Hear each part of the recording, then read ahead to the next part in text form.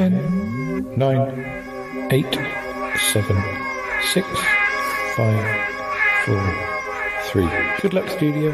And now, ladies and gentlemen, it's my pleasure to introduce to you Paul Chandler, the Shy Yeti.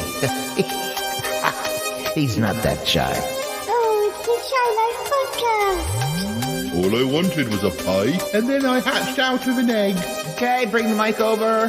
He's ready to record. It's the quiet ones you've got to watch, you know. Is it metaphorical? Is it deep? Is it deep? Boy, he's not all that shy, is right. Blimey, Governor, it's the Shy Life Podcast. 520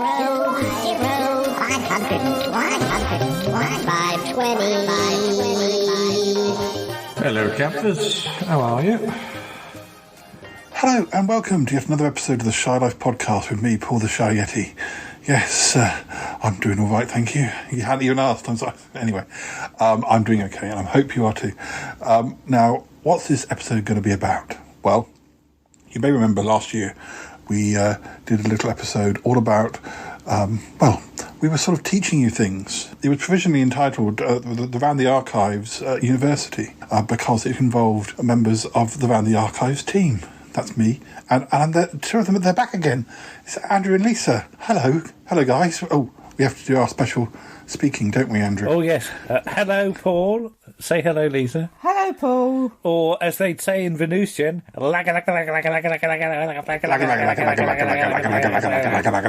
thank you. Yeah, you see, I've been learning... We'll get on to that. Learning Venusian. Yeah, we're learning Venetian? But not Venetian. Venetian. I like Venetian. I like Venice, so, yeah. Venus is a bit hotter than Venice. Don't get the two mixed up. You'll melt on Venus. I could speak Venusian with an Italian accent or something. I don't know. Anyway, let's run the theme music, and when we come back, we'll let you know what's going on, listeners. Well, you can listen to the whole thing. Let's run that theme music. Darling, it's the Shy Life Podcast. Yes, but it's a positive thing for the highlights, the Shy Life. You won't find a cast of characters like this everywhere. Hello, Paul. You don't want four nuts, do you? I'll go anyway if I say so.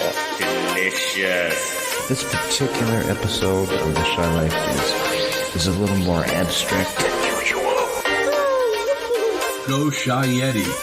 Oh, I hope he hasn't found out my secret. I think he has. If you thought that was bad, let's listen to this. Oh, I can't wait. I can't wait for it to begin. It's the Shy Life Podcast. So we do this side. Yeah, I'm strangely drawn to Uncle John's ankles as well. Has the Shy Life Podcast slowed down? I don't think so. It's all gooey and easy. Yum, yum, yum, yum, yum. And we're back, yes. So this is sort of another example of the sort of quality classes that you'll be getting if you join the Round the Archives University. So Andrew and Lisa, what will you be teaching the listeners this time? So today I'm going to be talking about vintage horror films of the 50s, 60s and 70s. That sounds very good. And what about you, Andrew? Well, I've got me astronomy books out, so I'm going to be giving you a few astronomy facts and feats. And you should see my astronomical feet. They're huge. Oh, gosh. Well, I'm used to that being a Yeti. But and listeners, I'll be telling you facts and figures about the 30th anniversary of Sutton Park, or well, it very nearly is anyway. So, yes, and we'll have a few clips for you. But we've also got some news. I don't think I've told you the big news that happened this week. So, but anyway, Andrew, Lisa, which one of you would like to do your lesson first? Shall I start? You start. Okay, I will start. I've got to sort my books out. I've got big piles of books. Oh, God. Yeah, he has, actually. I've got big piles. I just have notes. Yeah, that's fine. So, yeah. So basically, I've been watching... I was going to say rewatching, and then I realised I haven't actually watched most of them before. I've been watching various Hammer films and Amicus and American International Picture films of the 50s and 60s and 70s. Because I don't like the newer horror films. They're a bit too violent and nasty, but those ones are they're quite fun, very gothic. So so the first one I watched was actually one from the 70s, but we'll talk about them. I'll do them in chronological order. Sure. So we'll talk about that in a while. So the first Hammer horror film, or the first Hammer gothic film, is The Curse of Frankenstein, which was made in was released in 1957, and it stars the ever wonderful Peter Cushing as Baron Frankenstein, and a virtually unknown actor at the time, Christopher Lee, as the monster. I vaguely recognise that name. Yeah. I mean, he's a bit more famous now than he was then. More people know who he is. But it's a quite amazing film actually, because he doesn't speak at all. Christopher Lee, he's entirely mute for the whole of the film. So everything he does, he has to do with his body language, and he can't even do stuff with his face really, because he's covered in makeup, which used to take 3 hours a day to apply. So it's all sort of done in his eyes and with his body, and I don't think I'd realised quite what a physical actor he was, because I've only seen him really in things as he's got older and obviously was less able to throw himself about, for want of a better word. Yeah. So, but yeah, I highly recommend it. It's a great film. It's all filmed in Eastman Technicolor, so the blood, or the Kensington gore, is very, very red, and a lot of the dresses of the ladies are probably too bright for when they're actually set in. But yeah, it's an interesting film. It also features a young Melvin Hayes as the young Baron Frankenstein, and he must have had a hell of a growth spurt, Baron Frankenstein, because when he's Melvin Hayes and he's meant to be sort of 13, 14, he's about a foot smaller than Peter Cushing. And he suddenly has this huge growth spurt and gets as tall as Peter Cushing. Probably mucking around in the laboratory.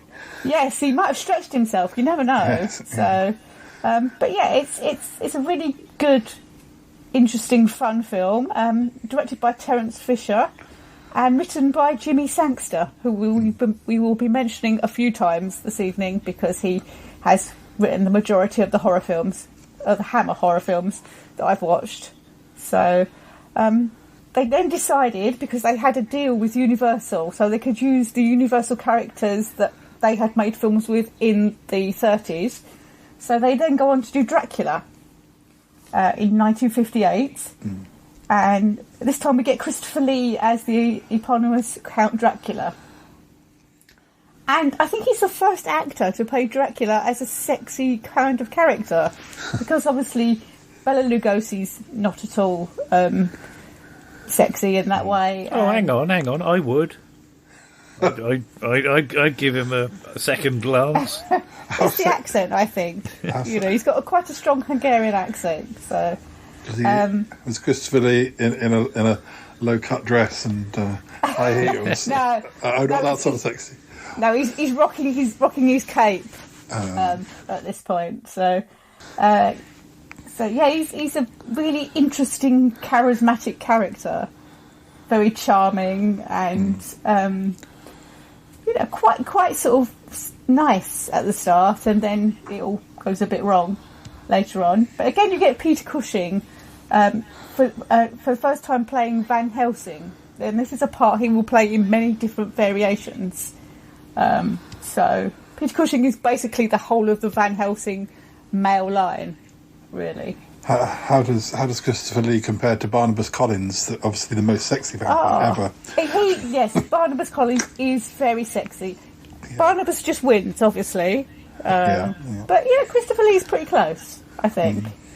And you also get Michael Gough in this film, and that gives me a chance to mention my Michael Gough story. You have one Michael Gough story, one Michael Gough story, and that is that I once served him. I used to work in a well-known supermarket, or I still work for a well-known supermarket, but it was in the town of Sherborne in Dorset, and Michael Gough came in with his wife and bought some gin and raspberries, and the raspberries fell on the floor and had to be replaced with a new pallet of raspberries.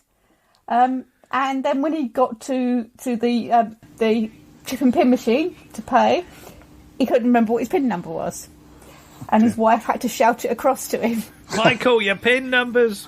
I sort of sat there going, oh God, I know what Michael Gough's pin number is. I mean, I couldn't tell You you could have now. gone on a spending spree and bought stuff under Michael Gough's name. I would have had to steal his card, of course, which that wouldn't do. But he was very lovely, very twinkly and very charming. And, he was also. He told me he was the Alfred. Was the Alfred in Batman as well? So you know Alfred from. He was Batman. Yeah. Pin number 2. Yes, it is. And the Celestial Toy Maker. Yes, he's done many things. So, but you also get in Dracula, you get George Woodbridge, who is Mr. Pipkins. Mr. Pipkins, and he will be popping up again in some of the other Hammer films. Does he make that any I've watched. ratty old puppets at any point? No, I can't actually remember what he plays in it, but he is in it. And is he a fat policeman? He's a fat policeman in The Mummy. All right. We'll be talking about The Mummy in a while. So, but yeah, both of those films are great fun. I think out of the two, I like Dracula more because it was Christopher Lee actually got to talk, and he, as I said, he's very charming in it. So if we do those two now, and I will pass it over to you, Andrew, to talk about some astronomy. Okay. Well, I'm going to involve you a bit with this, Paul, because I'd be interested to know what you know. Because I'll do that. I'll do it again. Good evening, and welcome to the Shy at Night. And tonight on the Shy at Night, we'll be looking at the sky at night. Yeah, that's dreadful, isn't it? Yes, I need a monocle at this point. Okay. Well, Paul, I think I mentioned in passing about my 4-incher when we did the Chatterbox episode recently. And when I was in my early teens, I had a 2.5-incher. But now that I'm a grown man, I have a 4-incher, don't I, Lisa? You do, yes. Yeah. But if I say that, Paul, what pops into your mind? Obviously, Is it rude? A telescope, obviously. It's a telescope, that's right, yeah. Yeah. But there are two sorts of telescopes, really. There's your refractor telescope, which is the one with lenses at either end, which is like the sort of thing that Nelson would look out to ships at sea with. But not a 4-incher. But not a 4-incher. He wouldn't have Nelson didn't have a 4-incher. No, that'd be too heavy. No, he'd need 2 sailors to carry it around. He'd need 2 sailors to carry his 4-incher about. But there's also a reflector telescope which uses mirrors and things like that. But when you buy a telescope, you can spend ridiculous amounts of money on them.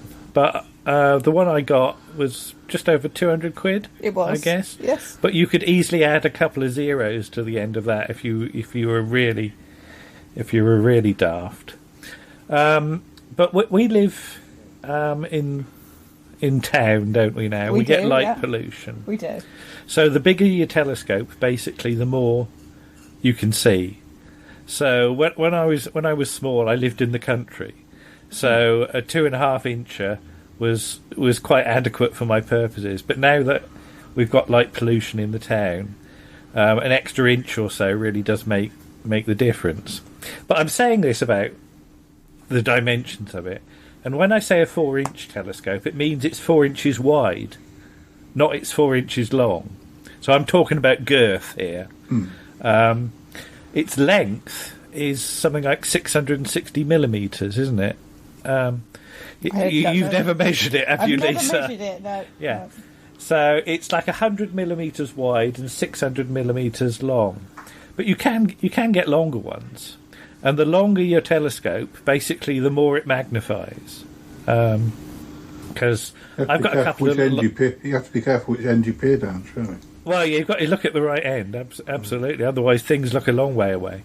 But when I bought my telescope, I got 2 eyepieces. And one of which is a 20mm eyepiece, and one of which is a 10mm eyepiece. Now, given that my telescope is 660 metres long, It's not 660 metres long. That would be enormous. That would be ridiculous. No, it's 660 millimetres long.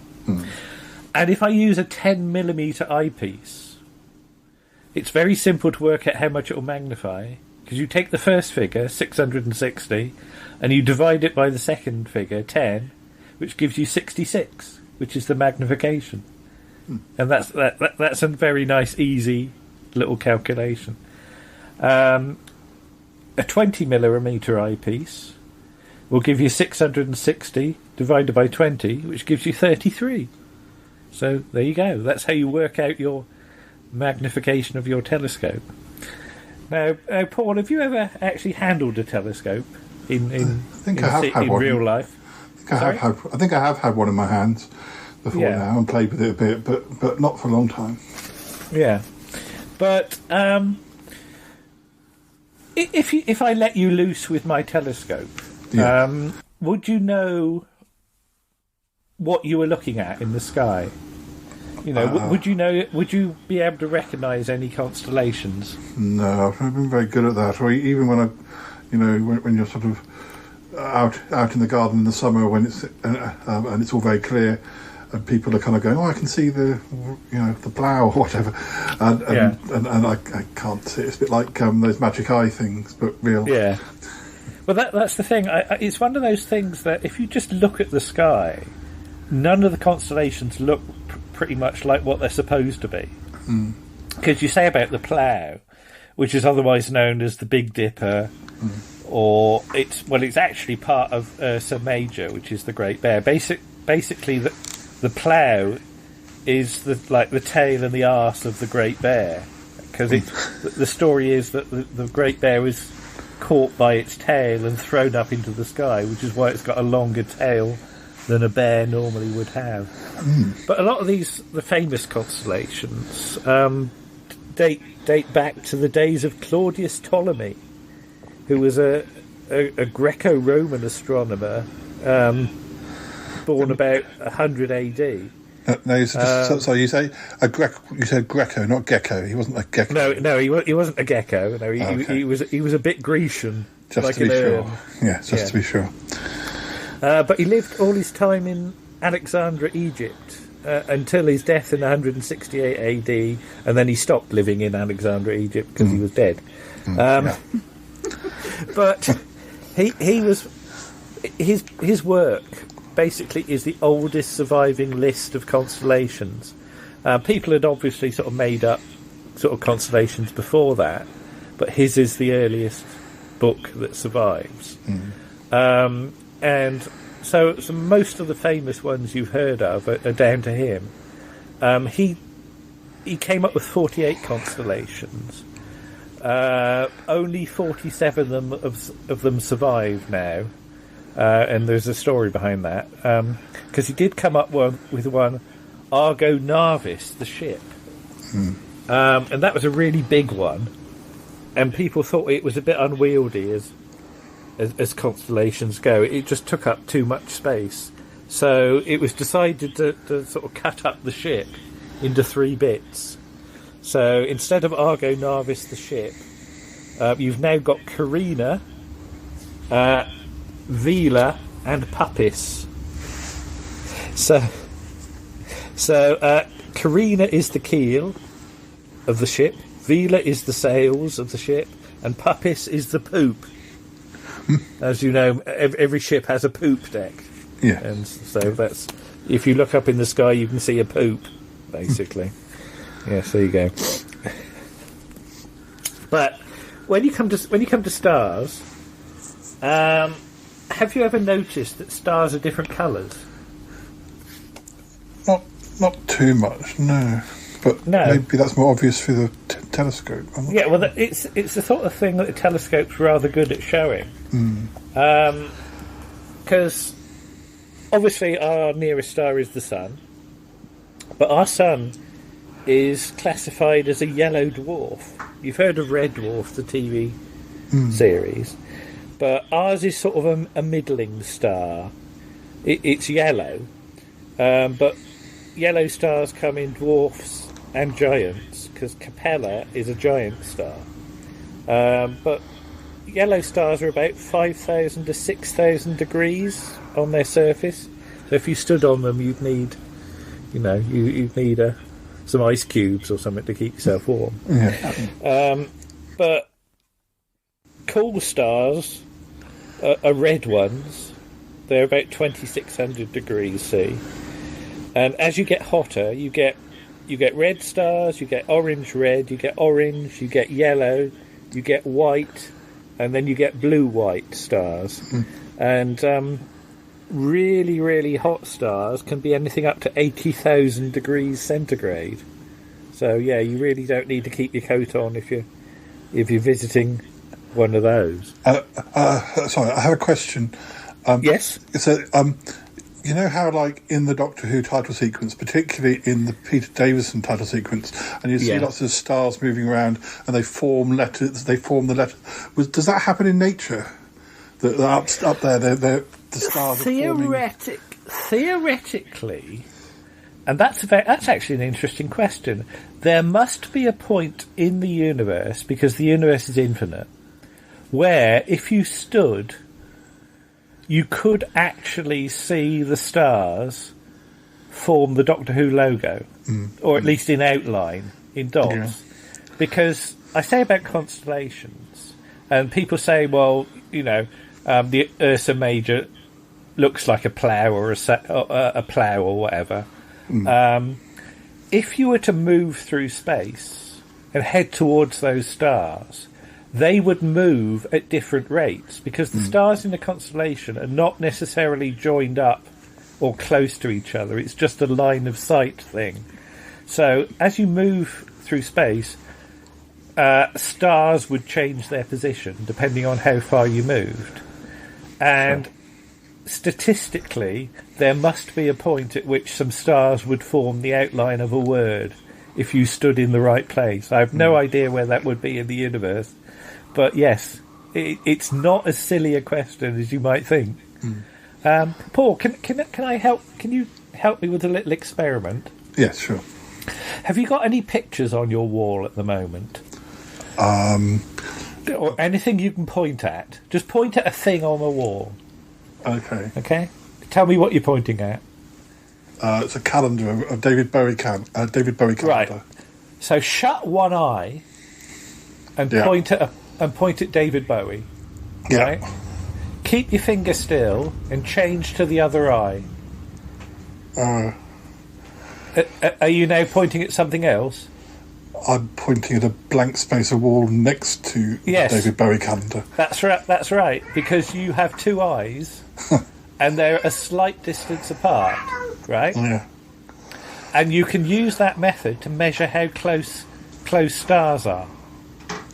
Because you could point your telescope at a star and then 6 months later point it at the star again. The Earth will have moved all the way round in its orbit as though your eyes have now moved like 200 million miles, because the sun's orbit is 93 million miles across from the Earth to the sun. So in 6 months we'll have moved twice that distance. So close stars will slightly change their position from those 2 6 months periods. So yeah, if your eyes were 200 million miles apart and you did that same pointing trick, it wouldn't just be David Bowie that was moving, it would be the stars themselves that would ever so slightly move. So there's a good trick for measuring stars. And David Bowie is a star man as well, so it's very and he was a big star, wasn't he? Yes, a big star too. But there you go. There's a few star things, and I'll come back and we'll talk about a specific constellation and stars in my next bit. But over to you. Back to you. Well, perhaps Paul's got something to talk about. Well, that's what I mean. Back to Paul. Yes, back to Paul. Well, I'm going to talk about Sutton Park now, but I thought that it was a good time to do it because 2022 is 30 years of Sutton Park. Not until September, but I thought I'd sort of just do a very brief history, more about sort of the different eras of the show. So I'll talk about the different years. It sort of went on for about 8 years, so I'll sort of do 4. I might even put some clips, but I don't want to say too much at the moment because we're going to do a special episode about it. But I can announce the same week as we are recording this, come on then, deals. Come on, we're talking about Sutton Park. You were in Sutton Park. I don't even know. You might have been in the reboot. You might have been. You were here then. Come on. Come on. Come on. Don't just look at me. I'm doing my bit now. Doing my bit. Yeah. There we go. And that's it. Thank you. Yes. As you know, listeners, Nick has been digitising Sutton Park for many years now, but there are some gaps, and he was kept sort of nicely, kindly nagging me to just double check some places in my flat where these tapes might have been lurking, and although I found 1 or 2, I wasn't finding the amount that we were expecting until this week when I was going through some things that had been in the cupboard, and I found 24 tapes, which we haven't fully catalogued yet, but which I hope will certainly fill most of the gaps. It wasn't all Sutton Park tapes. It was all sort of things from towards the end of the show, including sketches that I filmed in New York with my brother and a number of other bits and pieces. But anyway, we're going to do a proper episode about that with clips from those episodes coming up soon-ish. But as far as Sutton Park is concerned, it began in 1992, and it began with the same time as I went up to university. And originally it was just going to be a sketch or a few sketches for a series called Beaches Broadcasting, which I did, which was lots of sketches. And this was going to be our spoof soap opera.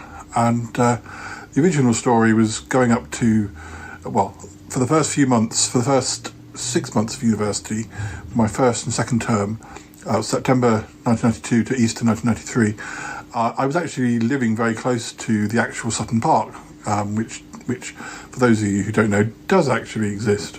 It's a large park near Sutton Coalfield. Well, actually, it borders a number of other sort of parts of Birmingham.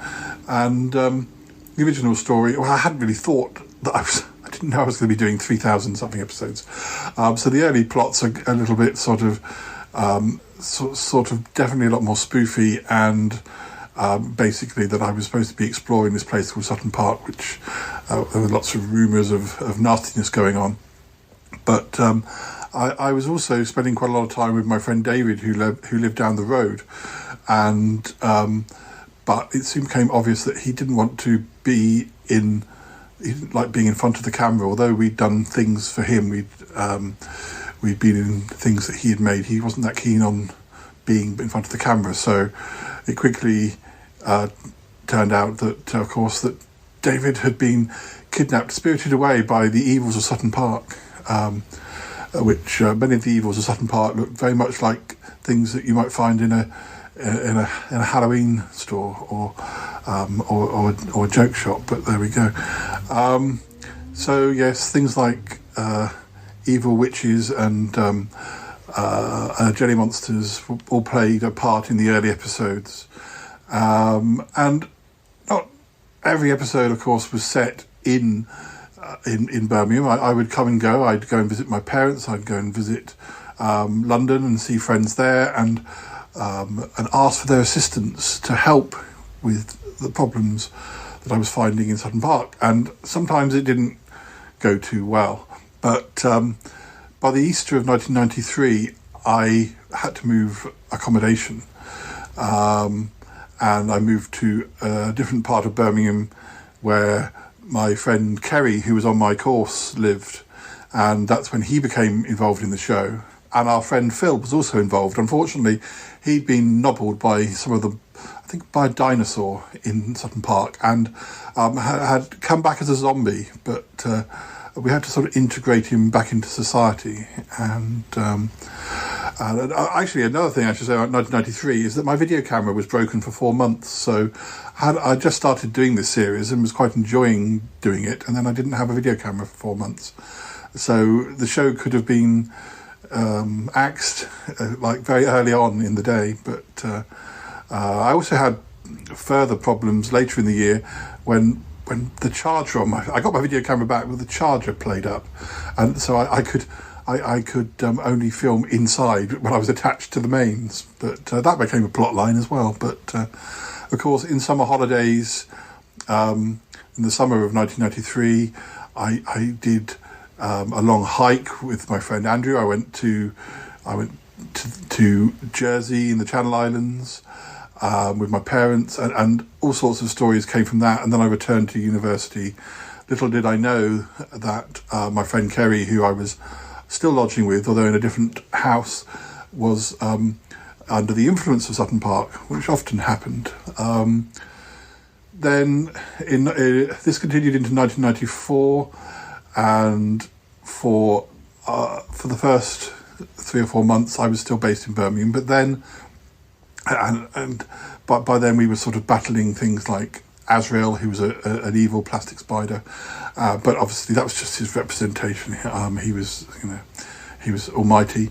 And then around Easter 94 I came back to Salisbury because I was doing a placement with my course, and hoping perhaps that Sutton Park's evil influence wouldn't follow me, but it did. And for the rest of 94 I was based in Salisbury, and that, which meant that a lot of the folk that appear on the show today, such as Nick and Andrew and Lisa, would be involved in storylines which often revolved around some of the productions that Nick and I were writing or working on, sort of things going on behind the scenes.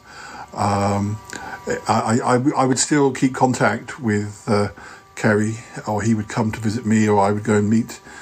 So we would continue the story. I think we were quite bizarrely, we were sort of influenced by things like the X-Files and government cover-ups and things like that. So the stories went along those lines. And then in 1995, when I returned to Birmingham for the last 6 months, it was all a sort of lots of plot lines involving sort of trying to clear it all up before I finished at university, which, very convenient. But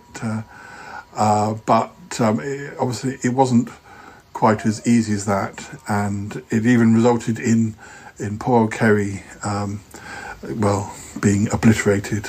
So I returned to Salisbury, and the stories continued. And by this point, I'd met Cromitty and a number of other characters, such as Gulliver Tremaine, who's been on the show, and the adventures continued. But little did I know that when I did eventually get a job after university, it would be back in Birmingham again. So I was back in Birmingham for 6 months, from late 1995 into again the Easter of 1996, and things continued. But I didn't have my support network that I'd had when I'd been at university.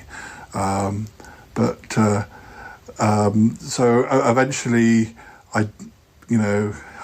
you always thought you'd managed to vanquish the evils of Sutton Park, but it was not to be. But I left Birmingham in Easter 96 thinking that maybe I'd made some headway, but little was I to know that it was the start of a completely new era. But I'll tell you about that in the next section. But before we return to Lisa and Andrew, let's have a little bit of a Sutton Park clip, and Cuthbert will let us know what era it comes from. But have a listen to this. Our Sutton Park clips this time are from around episode 800, which were recorded in March 1995. Please listen and enjoy. One day these clips may even appear on YouTube!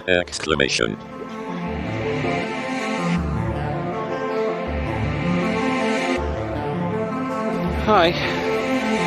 don't really know where to start my research. I was hoping to find some sort of visitor centre, or because this is actually a national park. It wasn't 100 years ago, I don't think. Well, certainly not to the extent it is now. Anyway, I don't know what I'm hoping to find. Basically, I just wanted a day out. I'm going to the library tomorrow. I'm going to Sutton Coldfield Library tomorrow, or certainly if I can later today. I don't know. Anyway, I was wondering. Just found this place. I was wondering if this was the pool where the murder was committed. It certainly looks very deep. Goodness knows what could have been done. From what I've researched so far, the person that was murdered here was just an innocent walker, a family, a child was murdered here, and it's awful to think. I just don't understand the mind of a killer like this. It's just, apparently it was, from what Horner and I've researched so far, it seems like it was one of the first murders, not the first murder. That appears to have been elsewhere. Anyway, I'm moving on. I don't like it here, actually. Probably wasn't such a good idea to come by myself. I don't know. I better make a move. The hooked man is waiting for something. Meanwhile, Paul has become scared of the area, has become scared of the silence, and is returning to the bus stop. Meanwhile, though, in Sutton Park, well, viewers, I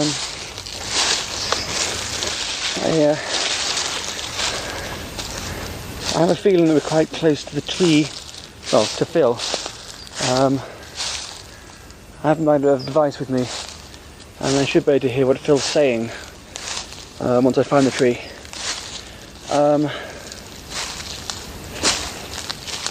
I would think that he'll need some help, some assistance. Phil, is this you? Phil? Speak to me, it's Horner. Horner, it is I, Phil. Finally, I have talked to someone. I can hear you. Can you hear me? Yes, Phil, I can hear you. Can I help you? Now listen, mate, we weren't sure what was going to happen to you. We were worried. You're inside the tree, yes? I thought you were going to become a tree borg. You don't look particularly mobile. Can you walk? Do you need to be cut out of there? I can go and get some cutting tools if that's what you wanted. I heard you crying out for me. I thought you needed help. Is that so? Horner, the cries you heard were cries of pain, but it's nothing now. What happens is that I have grown this barky type of scales, and well, it's quite a painful process, but quite soon I should be breaking out of this tree, and I will be a fully developed tree borg. So I don't actually need any help. Thanks very much. Thanks for coming to find me, though. I could sense you in the park, and I suppose I was psychically calling out to you, really. Well, I'm just glad that you're all right, that's all. I'm fine. It shouldn't be too much longer. If you could tell Paul that I'll contact him as soon as I'm out. I'll come and see him as soon as I've fully developed, as it were. Yes, certainly. Absolutely. I see. So that this tree is just like a sort of, like a shell is, like a chrysalis. Chrysalis. It's for a butterfly. Oh well, I'm glad you're all right. I suppose it's better getting back then. Yeah. As Horner chats, he does not see the small insect that is crawling into his bag.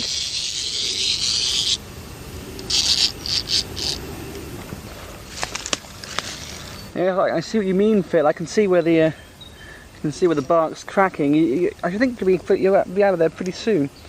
Anyway, I'm glad you're all right. Shall tell Paul the good news and make my way home then. Do call in on us as soon as you're out. We want to make sure you're better and everything. Okay.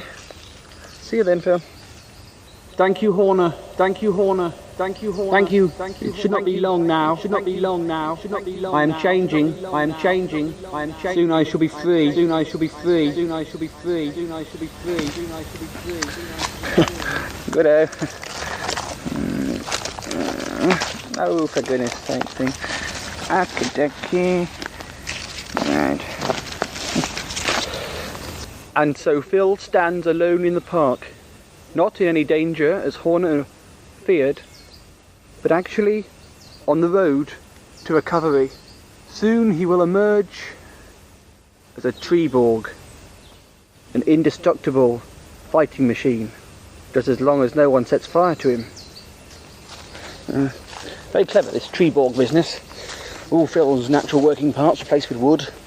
Yes, he's should be quite powerful, really. Oh dear. I must get back home. I keep feeling very strange, though. I keep having those flashbacks. The gun firing. I'm sure Kerry is in trouble. I must warn him. I must get back to Paul, though. Tell him the good news about Phil.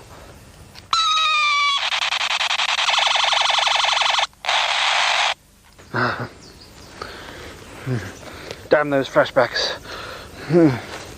Oh, most worrying. Most worrying.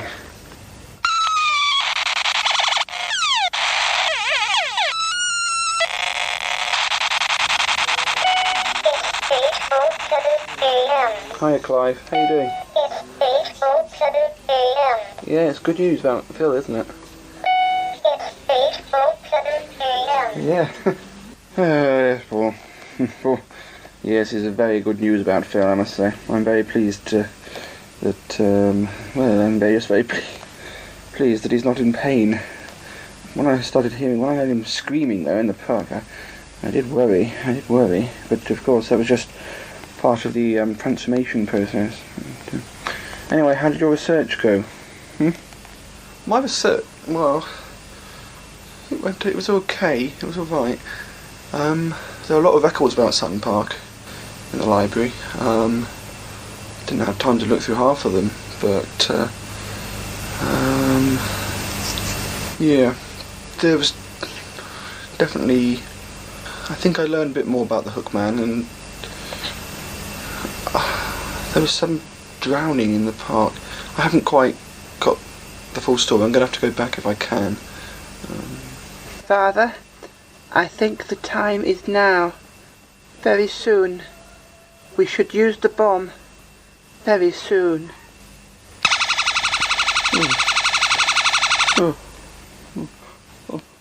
Oh, no, what's wrong?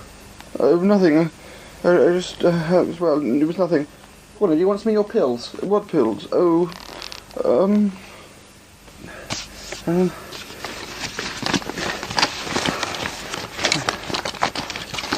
Ow! Ow! Corner, ow! It's a bee here! Get off! Ow! Corner! Ow!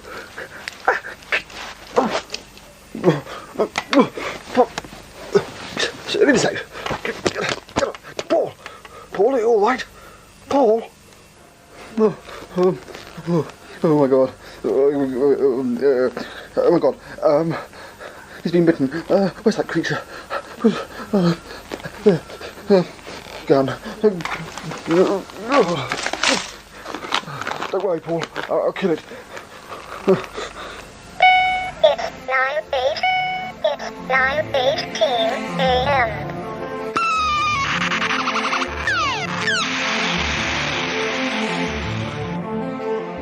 Back to Lisa then. Okay, so the next film that I'm going to talk about is The Mummy from 1959. And surprisingly, or unsurprisingly, again, this stars Peter Cushing and Christopher Lee. And again, Christopher Lee doesn't get to talk in this film because he's playing the mummy.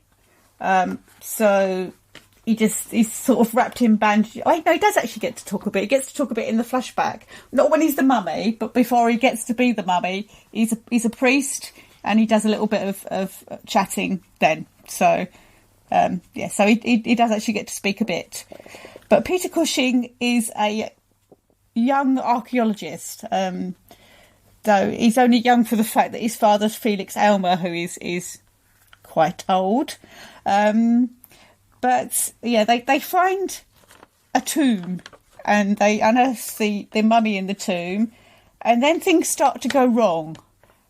His father has a medical incident. I think he's possibly had a heart attack or a stroke or something.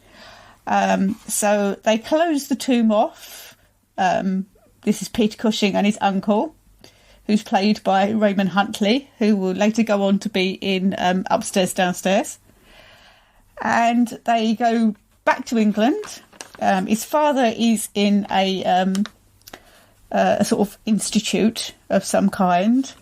And a few years later, once his father becomes a bit more like himself, he tries to warn Peter Cushing that the reason that he had this medical incident was because there was a mummy that emerged from a secret compartment in the tomb, and it tried to kill him because he was reading from the Book of Life, reading this particular spell or whatever you want to call it that brought him back to life. So yeah, basically the whole film is about the mummy trying to get revenge on the defilers of the tomb, because it was the tomb of a princess, and Christopher Lee was in love with that princess, which is why he got turned into a mummy, because he tried to bring her back to life, and she was sort of married to the whichever Egyptian god that she was priestess of.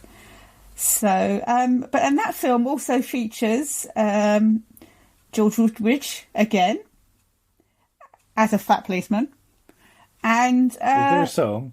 There's no. a song about that. I know a fat policeman. Yeah, there's no song in it. Oh. Yeah, and Michael Ripper as a poacher, and this is the first time we will see Michael Ripper in a Hammer horror film, but not the last, because Michael Ripper's one of the Hammer repertory who will pop up in various different things. So you get Michael Ripper, you get George Woodbridge, you get Barbara Shelley in various things. And speaking of Barbara Shelley, she stars in the next film, which is The Gorgon from 1964. So we've moved into this, well, not quite the swinging 60s yet, because that's not till sort of later on in the 60s, but we've moved into the 60s. So you would think maybe that the censorship might not be quite so strict, but it still is. So basically, again, Peter Cushing and Christopher Lee are in this film, along with Barbara Shelley and Richard Pascoe, and a certain Patrick Troughton, 2 years before he becomes the second Doctor. And it's the story of a village in Germany called Vandorf, which is being terrorised by a gorgon, which is obviously a mythical creature from Greece that turns you to stone if you gaze upon them, or petrifies you in more ways than one.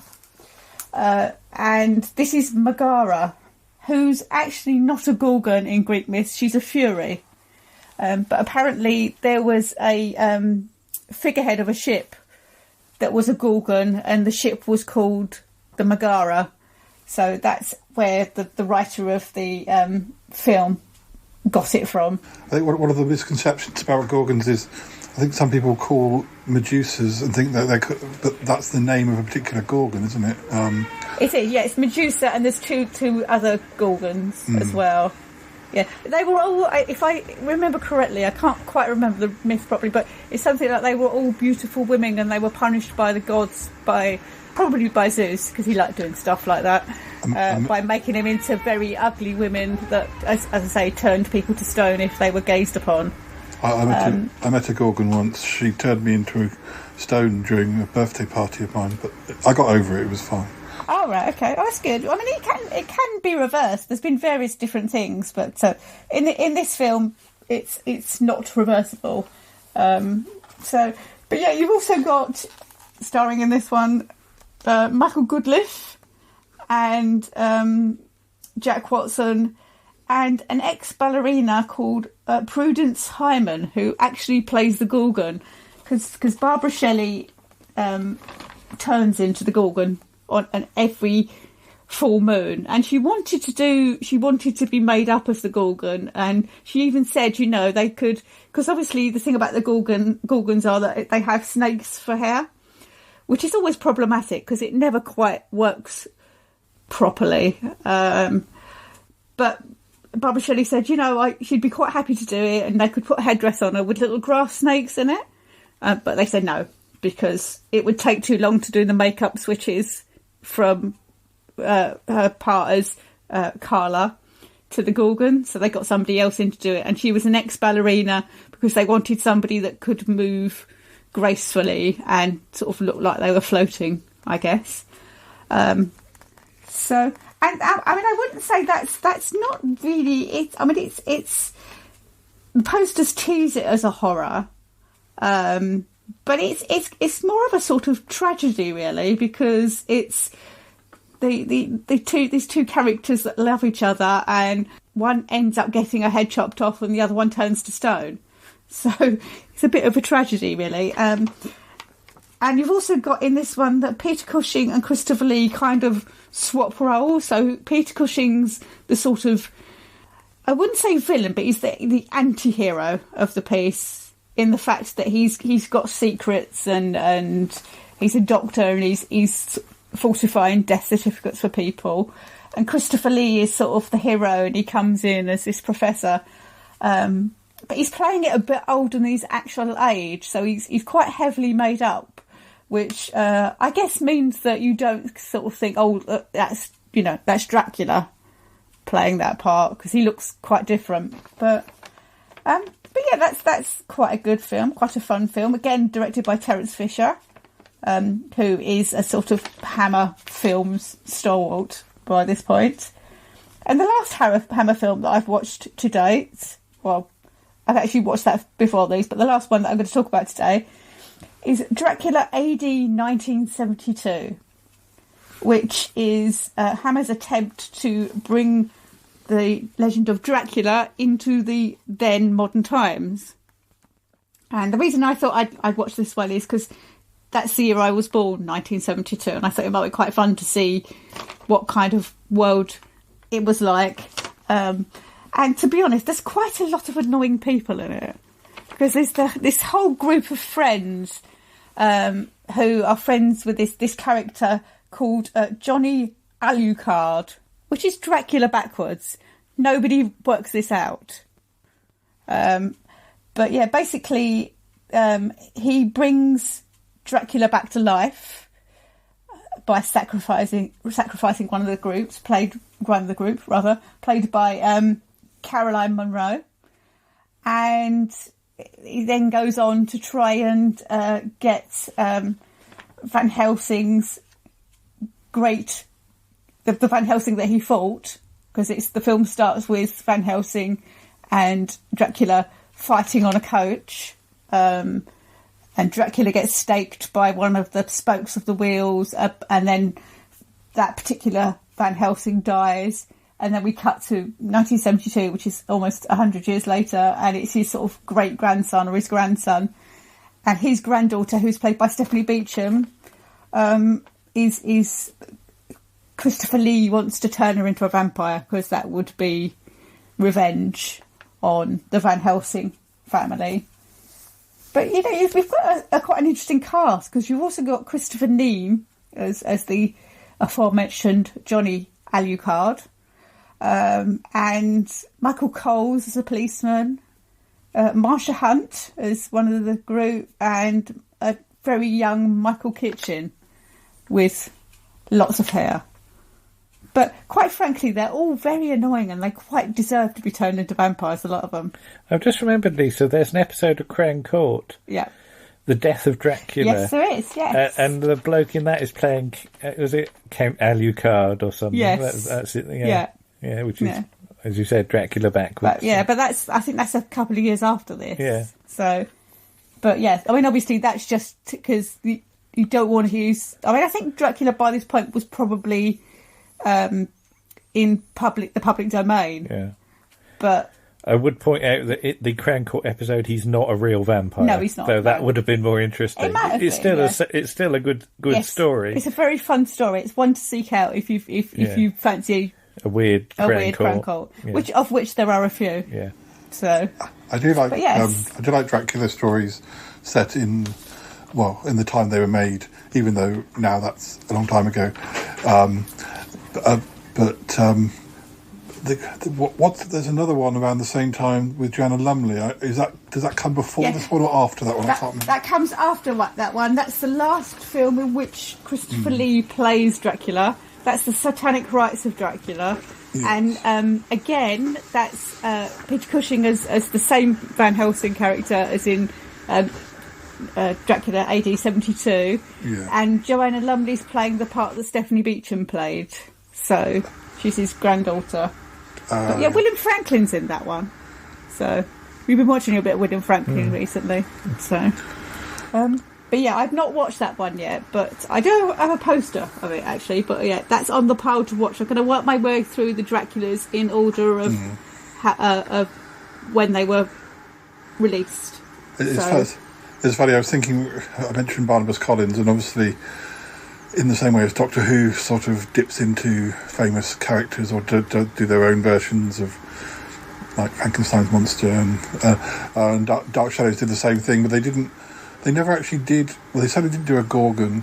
They did a Phoenix, and they did they never did a Mummy, although there was a Dark Shadows novel which involved the Mummy. I'm surprised they never did a Mummy, really, but perhaps it was just no one would be wrapped up in bandages or something. I don't know. It probably would have taken too long to do, to wrap somebody up in all those bandages. Yeah, I mean, we had a Mummy on Sutton Park, but that was a bit of a cheat because it was a glove, and you never saw the rest. Well, there was a mask. Oh, it was more than a glove. It was an arm, wasn't it? It had a bit of wrist on it. So. Yes, yeah. The Magdalen Mummy. Thank you for that. Do you have any more to add, or is that? I do have more, but I will let somebody else talk for a bit, and then I will talk about some other horror films from the 70s that I've watched. So. Okay, this will be my final bit, but it might get a little involved, so I need Lisa to hold this. Okay, hang on. Because I'm going to be cross-referencing I've books got a cat here. as well, which makes life a little bit more difficult. But I should point out, Paul, that I'm using lots of reference books here. I'm using the Guinness Book of Astronomy Facts and Feats by Patrick Moore, the Observer's Book of Astronomy by Patrick Moore, the Constellations Handbook by Galactic Hunter, and A History of the Universe in 21 Stars and 3 Impostors by Giles Sparrow, which I got that for Christmas. No, I bought it because I saw him on Only Connect. Oh, you saw him on... Oh, he was on Only Connect. Yeah. All right. And I looked at... I followed him on Twitter and it said he'd written this book and I thought you'd be interested in it. I am. But, right, we'll concentrate on Ursa Major because we've talked about it. But a lot of these star groups, constellations, have got mythology associated with them. You're right there, Lisa. Sorry, the wires are getting caught up. So Ursa Major, and I will quote from Patrick Moore here, mythologically represents Callisto, daughter of King Lycaon of Arcadia. That's the second city of Gallifrey, isn't it? Arcadia? Yeah. Her Arcadia beauty surpassed that of Juno. Nothing to do with Terry and Juno. No. Which so infuriated the goddess that she changed Callisto into a bear. Years later, Callisto's son, Arcas, found the bear whilst out hunting and was about to shoot it when Jupiter intervened, swinging both Callisto and Arcas into the sky. Arcas was also transformed into a bear at that point. So Callisto is Ursa Major and Arcas is Ursa Minor. The sudden jolt explains why both bears in the sky have stretched out tails. Right. Because they were swung up by their tails. Okay. So don't go around swinging up bears by their tails. That's not very fair. But Ursa Major, or the Big Dipper part of it, actually points to the pole star. So you've got a sort of handly bit, and then a sort of dippery bit, like a sort of saucepan. Mm-hmm. And the bit where you'd pour out from the end of the saucepan, there's 2 stars, sort of one above and one below, and if you draw a straight line between them, it points up to the pole star, which is the star around which all the stars in the sky rotate as the Earth turns. But a lot of stars in Ursa Major have got names, and I bet you've probably never heard of most of them. You've got stars called Muscida, Tatson, Talita, Merak, Doobie. That's Frank Sinatra, isn't it? Doobie, doobie, doobie. Yes. Alcafzaz, Fad, Megrez, Alioth, Alcade. 2 stars called Tanya. Okay. There's Tanya Borealis and Tanya Australis. Okay. 2 stars called Alula. Right. Alula Australis and Alula Borealis. And the ones I want to look at now, Mizar and Alcor. Mm-hmm. Now, I said about the tail of the bear. Mizar is like the second star of the tail. So you've got the tip of the tail, and you go up a little bit, and you've got Mizar. And right next to Mizar, if you've got good eyesight, you should see another star, Alcor. Mm-hmm. Now, stars often come in pairs, or policemen. That's exactly what it says here. Stars, like policemen, come in pairs. Now, some of the time, that's just a random placement that 2 stars happen to look like they're next to each other. But some of the time, it is because they're actually sort of rotating around each other, or are close, or are part of a cluster. So, I mean, it's that thing about, those are small and those are far away. And the same thing applies with stars. They may be associated, or they may not be, and it just depends on where you're standing in the universe, whether they look close or not. But Mizar is the 5th brightest star in the Great Bear, at magnitude 2.2. Stars come in magnitudes.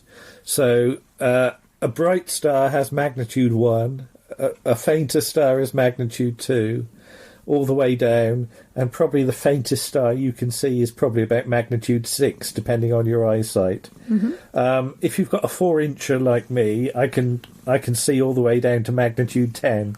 So I can see stars in my telescope that you can't see with your naked eye. And Mizar is actually quite a good test of your telescope when you first sort of use it. So as I said, if you look at Mizar, you can see Alcor just a bit to the left of it, if you've got decent eyesight. If you can't see it with your eyes, binoculars will show that really well. I mean, people forget about how good binoculars are, actually, because people sometimes obsess about buying a telescope. Mm-hmm. But I use a telescope, and I also use binoculars, and I often will set up the telescope, look at things, and rush indoors and get my binoculars as well, won't I, Lisa? Leaving the door open and letting all the heat out. Letting all the cold in and the heat out. Yeah. Because the thing about a telescope is that you've only got a very sort of narrow field of view. So when you're trying to zoom in on something, it helps to know what all the stuff around it is, which is where the binoculars come in, and they just give you things to sort of sight on. But yeah, if you look at Mizar through binoculars, you'll see Alcor quite easily, but you'll see a fainter star, which is known as HD 116798, of magnitude 7.6, so you can't see it with your naked eye, but it's known as Ludwig's star. Now, I don't know if you remember Ludwig, Paul. He was a little mechanical egg in a cartoon. Yes, I do, yes. You do? Well, it's not named after him. It was discovered by the German astronomer Johann Georg Liebknecht in 1772. He thought it was a new planet, which it wasn't, but he named the star after his patron. So they had Patreon in those days, because you've got Patreon, haven't you, Paul? You better plug that. Yes, I do, yes. Yes. So he named it after his patron, the Landgrave Ludwig of Hesse-Darmstadt. That's a good title, isn't it? So it's known as Ludwig star. But yeah, actually Ludwig star is nothing really to do with this. It just happens to be sort of, it looks like it's in the middle of them, but it's not really. But yeah, zoom in on Mizar with your telescope and you'll notice there's something wrong with Mizar. And it might look blurry, or if you've got a decent magnification on it, you'll realise that Mizar itself has got another little star next to it. And I got all excited when I found that, didn't I? I came in and I went, I've split Mizar, I've split Mizar. And I was all excited, because that's the first time I've ever seen the little star that's next to Mizar. That rhymes. Okay. It was a little star. It was next to Mizar. Yeah. It was first spotted by Benedetto Castelli, who was a Benedictine monk and mathematician. I always said I wouldn't mind being a monk, didn't I, Lisa? Yeah. I could deal with a lot, not having to deal with people. It's just like all the other bits of being a monk that I probably couldn't deal with. Yeah. But he was a friend of Galileo. And he was one of Galileo's allies when he had a spot of bother with the Pope. He wrote to Galileo in 1617 saying, "Have a look at Mizar. It's one of the most beautiful things in the sky." So yeah, that's quite a good sort of test of your early days playing with the telescope. Is can you see that Mizar is two stars? Can I ask a question, please? You can ask. I think you may have answered, but I just wanted to double check. When you get your 4-incher out, do you stick it out the window, or do you go out into the garden with it? Well, I go out in the back garden. Yeah, if you stick your 4-incher out of a window, you could you won't get very good seeing, because the heat from your house will wobble in front of the lens, and you'll get a wobbly picture. So you need to take your telescope out into the garden and have it sort of acclimatised to the temperature out there. Yeah. So Patrick Moore, for instance, had various sizes in his garden. Sometimes he had a 5-incher, but sometimes he'd have one that was like 12 inches. So I expect the neighbours used to applaud that. Well, yes, he used to get lots of visitors of an evening wanting to have a go on his 12-incher. But the thing about Mizar and its companion star is that that's not the end of the story. Now, you know streetlights? You've got streetlights, haven't you? You live in the street. We do. And yeah, sort of. And you get sodium streetlights, or you used to anyway, which were yellowy orange in colour. So that's that classic sort of streetlight colour, and that's caused because they've got sodium in the actual light. Now, the same applies to the light from stars. That you know the thing that if you take a prism and you split white light, you get the rainbow of colours, right? So you can make a rainbow from white light. So you got red, orange, yellow, green, blue, indigo, violet. I can never tell the difference between indigo and violet, but in the adventure game, it's Richard of York gave battle in vain, isn't it? But if you look at the light from the sun or a star, if you look really closely, you'll find that it's got little black lines across it in various places. And those little lines in the spectrum of a star show you what the elements in the star are. So sodium has a little line in the sort of yellowy orange band, right? And different elements have different bands. Calcium, I believe, has got a line in the sort of indigo violet end, right? So that's fine. But you can use that to tell you things about the stars that you're looking at. It will tell you what the elements in the star are, because it'll have lots of different lines for all the different elements. But you know when you hear an ambulance or a police car going past, you can hear the shift in tone of the sound of the siren. Mm-hmm. Like if it comes towards you and then goes away, it'll go Nina, Nina, Nina, Nina, Nina, Nina. Yeah, it will. And that's due to the Doppler shift of the sound. As the sound waves are compressed, so it sounds higher when it's coming towards you, and then stretched out so it sounds lower pitched when it's going away from you, right? Well, the same thing happens with with starlight. If a star happened to be coming towards you, the light would shift towards the blue end of the spectrum, and if the star's going away from you, it will shift to the red end of the spectrum. So all those little spectral lines for the elements will move about a little bit. Now, if you've got two stars orbiting round each other, sometimes those lines can split into two. So where you had one sodium or calcium line, it could split into two as the stars are rotating round each other, and one star's coming towards you and the other star's going away from you at the same time as they rotate. And if you look at the spectrum for Mizar and Mizar's little companion that you can see in your telescope, both of those are what are known as spectroscopic binaries. So in the telescope it looks like two stars, but if you were actually to visit them, you'd see it was four stars. So, yeah, what you started off thinking of as one star is actually four, if you use the most modern sort of techniques of looking at it. And, funnily enough, Alcor, the other star by Mizar, is almost certainly a double as well. So, you look up at the sky, you might see one star or possibly two.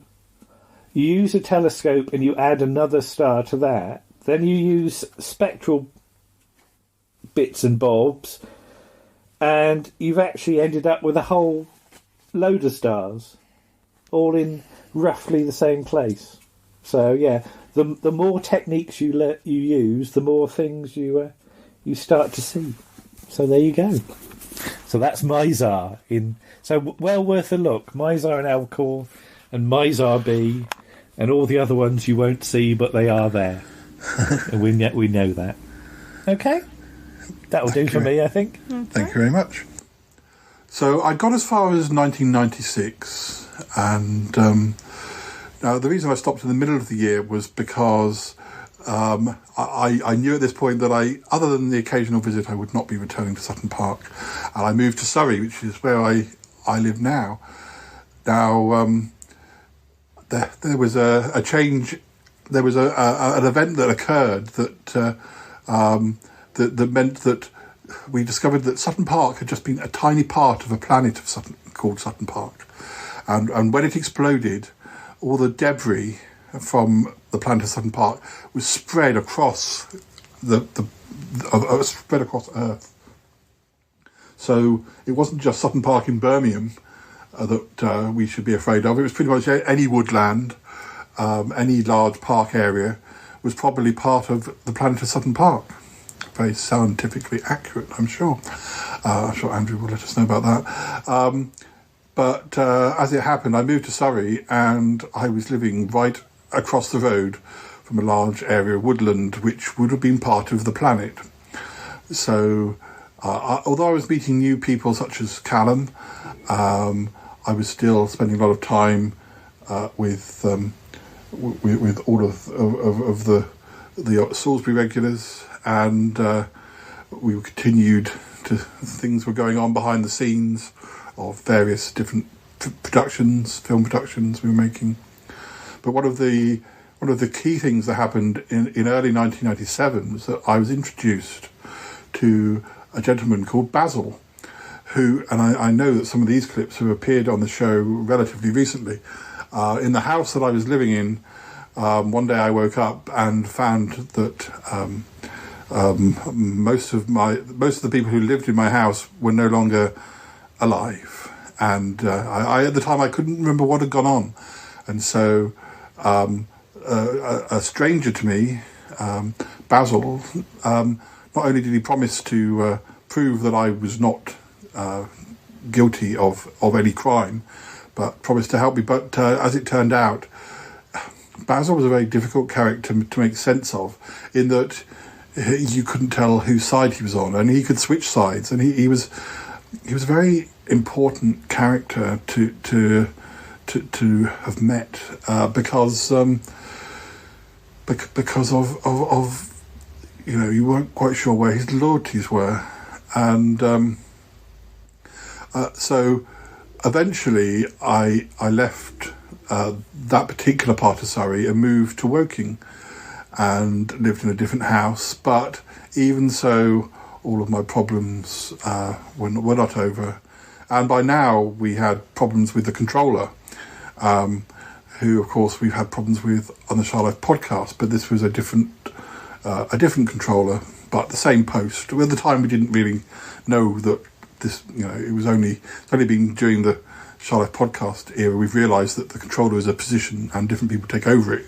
But that's when we first became familiar with this character, who was very much keen on,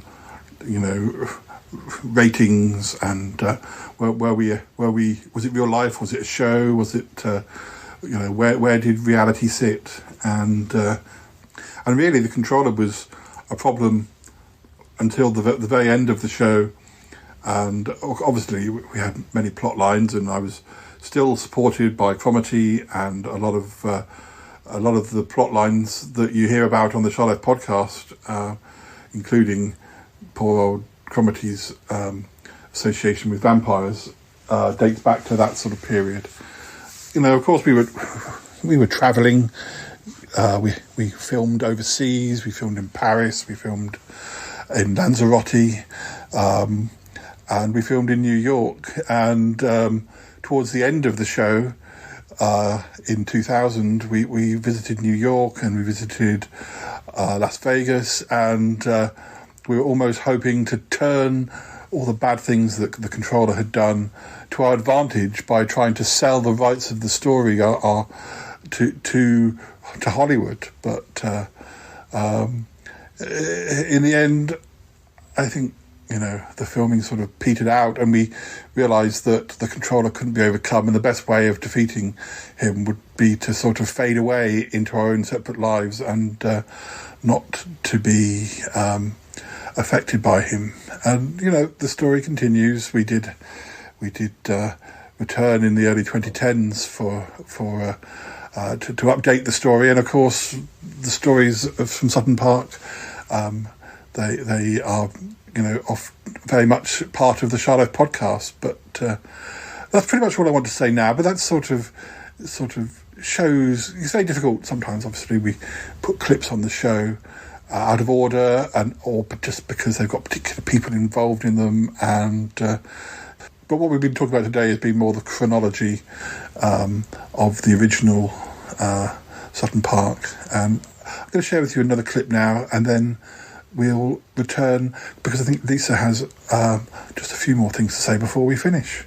Have a listen to this clip, and Cuthbert will tell us from which era it comes from.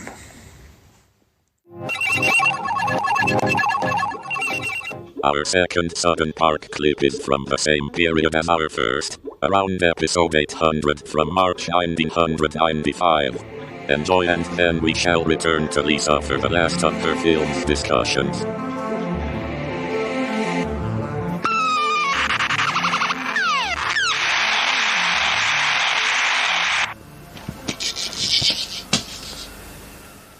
Where's it gone? Where's it gone? Is it dead? Paul?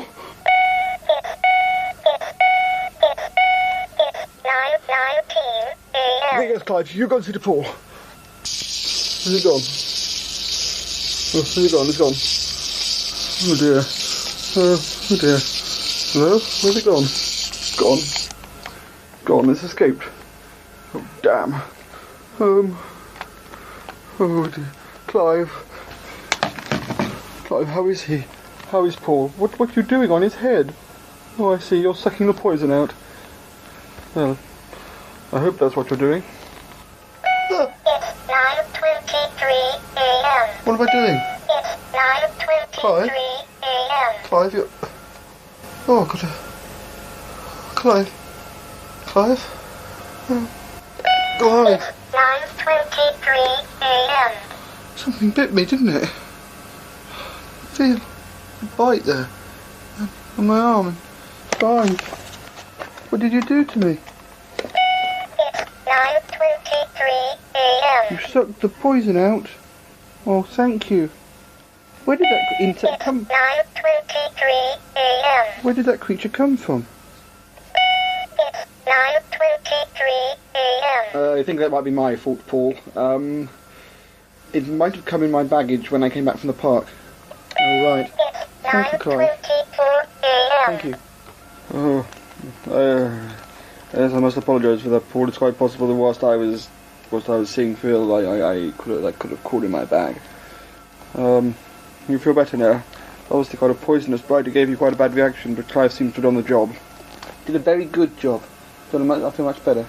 Oh, I'm very glad. Very glad indeed. Oh dear, oh dear. I don't like using that gun one bit. I keep getting very strange flashbacks from it. It didn't affect me like it affected you, but every time I touch it, I keep seeing horrible flashbacks, and I don't like it at all.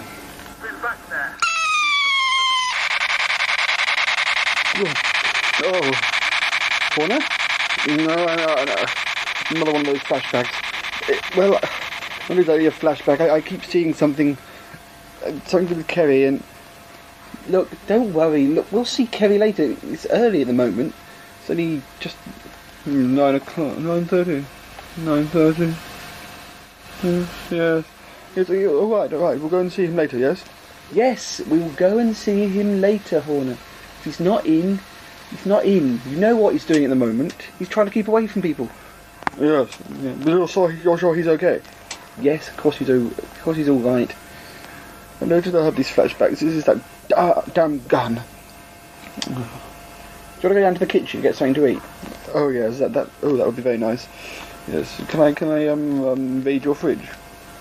Yes, you can raid my fridge. Oh good, right. Come on then. Come on, Paul.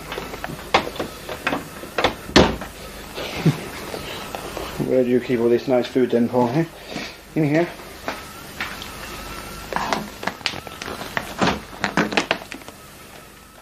Ooh, lovely. Just don't eat it all right? Oh dear. It's as if he's never eaten. They are not here.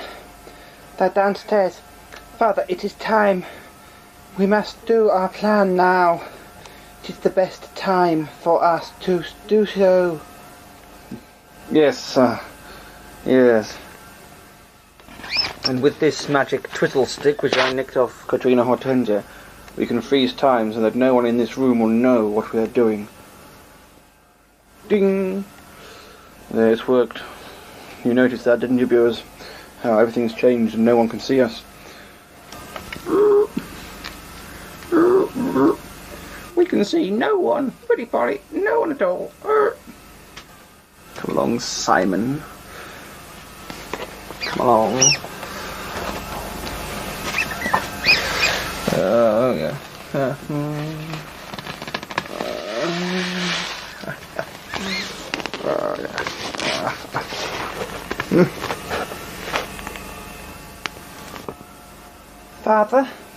Father, have you got the fuse? Yes, you have? Oh, good. Once the door is open and the people return, the fuse will be lit, won't it, Father? And then the bomb will go off pretty quickly, like man. Well, after that is, the poisonous fumes have choked them a bit first. Yes. The fuse is set. Now all we need to do Just light the ignition. The door will open. Oh yes. And they'll all die. Yes. Meanwhile, as the evil George and Gavin plan their Machiavellian nastiness of planning type thing. Yes. Anyway, as they do their planning, and meanwhile, as Paul and Horner eat lots of things in the fridge, from the fridge. Yes, I'll get it right in a minute. By the way, have you noticed that it's episode 800? Yes, it is. That means 800 episodes. Yes, it does. Almost as mind-numbingly boring as some of the things that are on this television at the moment. Oh, it's EastEnders. What am I talking about? Anyway,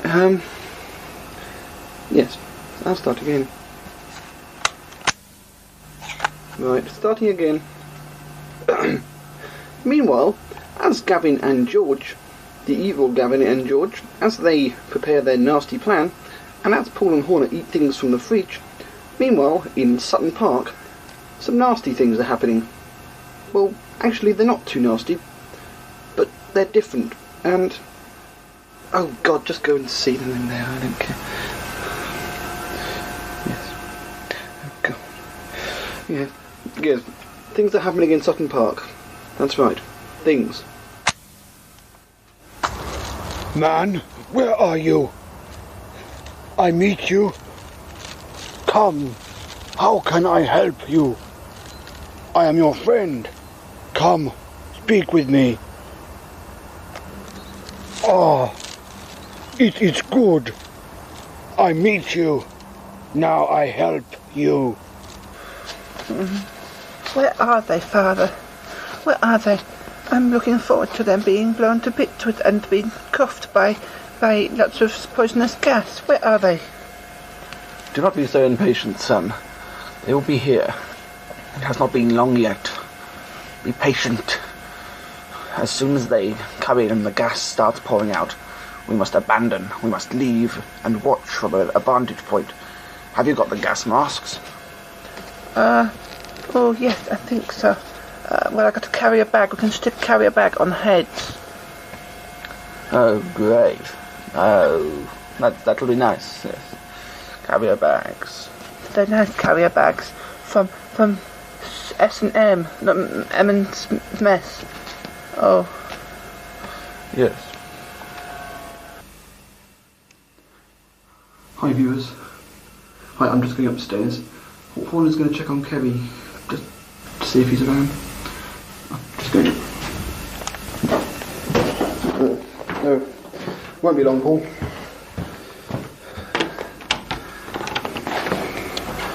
Oh dear. No sign of him. Oh dear, this is most worrying. It's confusing.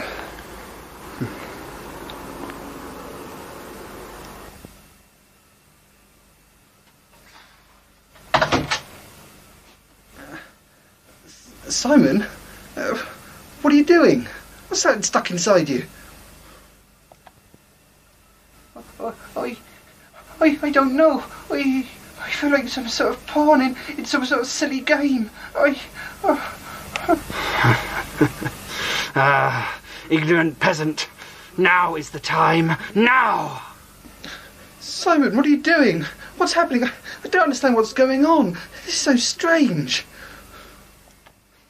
Simon, there's smoke. There's smoke. What's going on? Oh my head.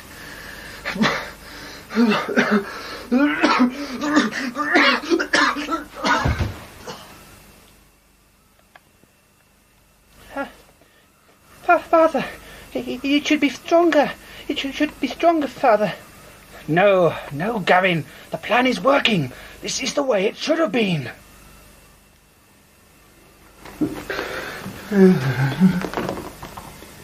Paul? Paul?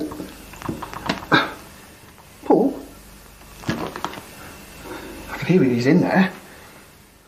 The door's locked. He might be in. Paul? Oh dear. put it into the...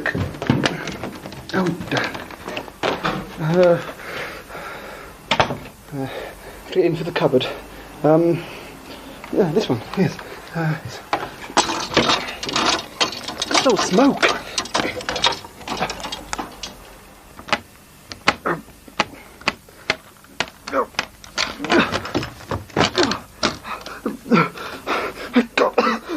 Smoke! It's everywhere! God! Open windows! God, stop!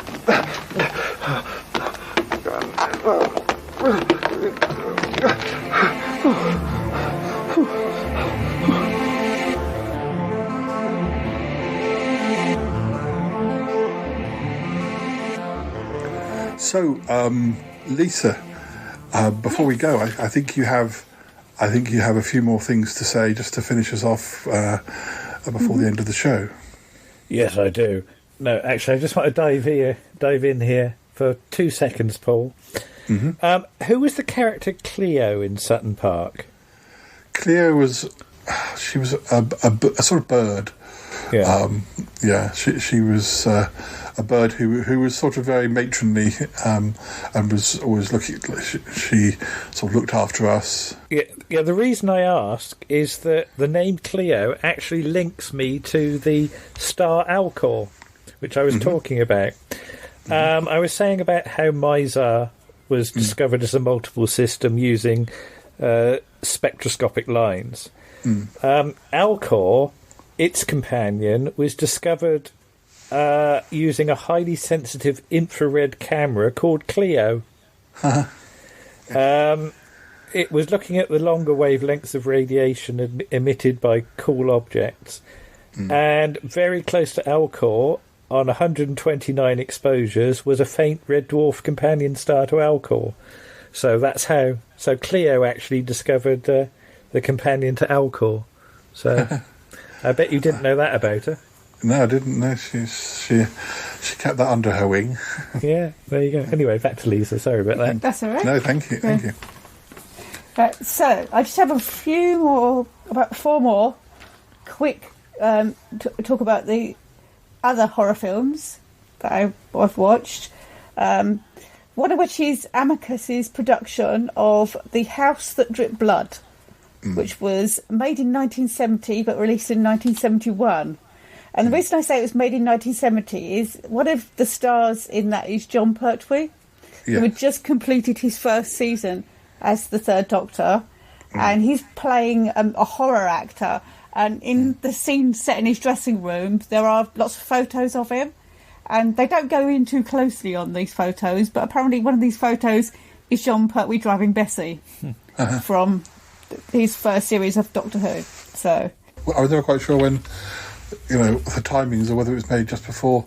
So that clarifies that. Yeah, I didn't realise it was made between seasons. So it's in between season 7 and 8, isn't it? Because I think season 7 starts filming in 1969, doesn't it? Yeah. So, yeah.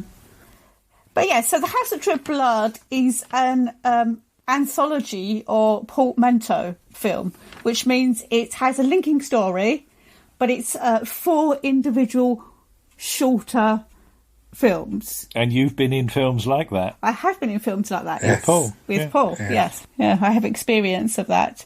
But The House That Dripped Blood is one of Amicus's better offerings, along with one from the 60s with Peter Cushing in called, I believe, Dr. Terror's House of Horror. Not to be confused with Dr. Terrible's House of Horrible, which starred Steve Coogan. Yeah. Which was obviously a piss take of that. Yes. Yeah. So basically, the framing story to this film is that a famous film star has gone missing, and the famous film star is none other than John Pertwee.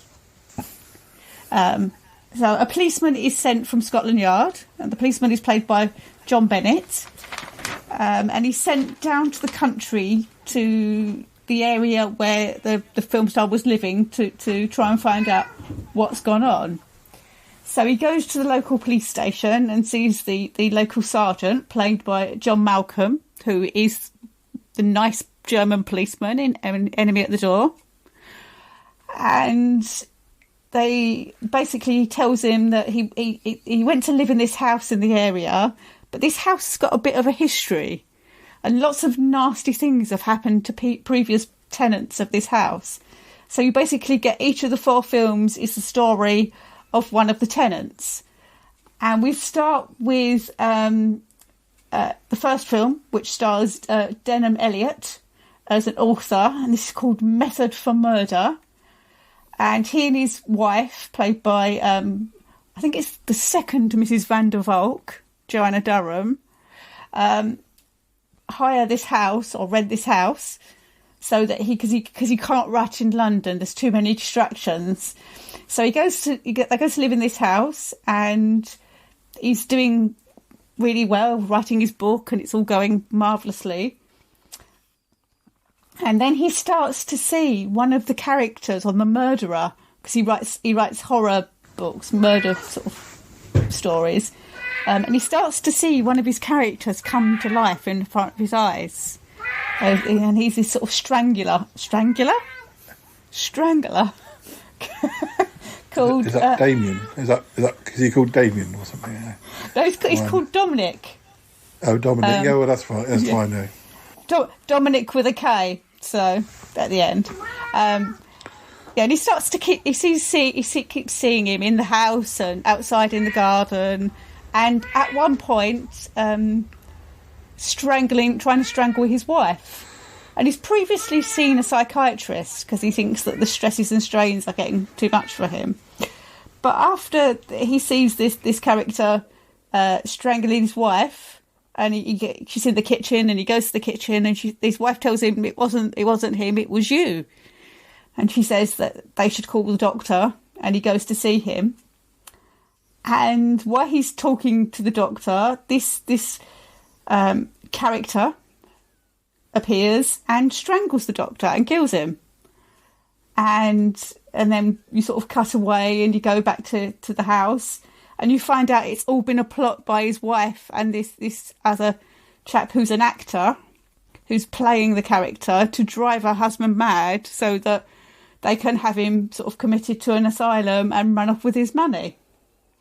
But then she gets a phone call to say that both the psychiatrist and her husband have been killed, have been strangled, and she realises then that something awful has happened and something's gone dreadfully wrong, and the actor has manifested as the character, and he strangles her, and that's the end of the sort of the first film.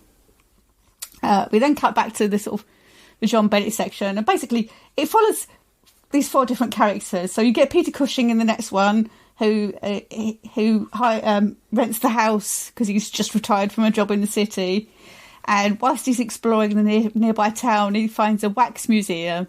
And in this wax museum is a waxwork model of a woman who looks very much like a woman that he used to know. And he finds himself wanting to go back, but he tries not to. And then an old friend comes to visit him, who's played by Joss Ackland, and he was also in love with this woman. And he goes to the wax museum and becomes obsessed with the waxwork. And it turns out that it's not actually a waxwork, it's the body of the waxwork proprietor's wife, who was executed for murder. And they let him have the body, and he encased the body in wax, and so that he could keep her for himself. But men are attracted to her still, so all the men that are attracted to her, he ends up killing. So basically, you end the film with Peter Cushing's head on a tray, because she's Salome, who obviously had John the Baptist's head, not necessarily on a tray, but anyway. So the third film has got Christopher Lee in, and he goes to live in the country with his young daughter. And there's a wonderful scene at the start where he's being shown round by the letting agent, who's played by John Bryans. And obviously Christopher Lee's very tall. And then he calls this little girl in, and she's absolutely tiny. And it's this sort of wonderful sort of difference between the two, the sort of the height of him and the child. And he hires a tutor for her because he doesn't want her going to school. And he seems like he doesn't love the child, and the tutor wants to know why he doesn't love the child. Is it because when his wife died when she brought the child, the little girl into the world? And he says no, he was glad his wife died. And it turns out his wife was a witch, and that he's worried that the child's going to be a witch. And he's quite cold to her and quite mean to her because he's frightened of her. She makes a wax doll of him and sticks pins in it, and gives him a sort of heart attack. And then she throws the doll on the fire, and that's what happens to his character. And then the next character we get along is John Pertwee's character, who is, as I say, a famous film actor, and he spent his career playing vampires. And he's doing this sort of fairly low budget film, and is disgusted by everything, the sets and the costumes. So he goes to the town and he finds this little antique shop, which is run by Jeffrey Belden, who gives him or sells him a cloak. And when he wears this cloak, he goes a bit peculiar. And we do get a bit of Pertwee face pulling at this point. And he basically starts to turn into a vampire. And it turns out that the vampire community has been so impressed by the way he's played vampires all these years, they want him to become a vampire. He gets to join the club. Yeah. So they send Ingrid Pitt and her attributes to lure him in. And then it cuts back to the sort of the framing story, and John Bennett decides, as the policeman, to go to the house, and the sort of the policeman says to him, the letting agent says to him, I advise you don't go at night time, you should go in the morning. But he goes and he finds John Pertwee in a coffin, and he stakes him, and then Ingrid Pitt appears and she kills him, and that's the end of the film. So what noise does she make when she rises she up? Sort of goes, whee! She puts the cloak on and floats in the air. And she goes for a wee, doesn't she? She does go for a wee. Can I point out that John Pertwee does actually appear as a vampire in 3-2-1? Yes, he does. There's an edition of 3-2-1 with Pertwee as a vampire. Yes. Not as a contestant. No, but as one of the turns. Yeah. So that's his act. Yes.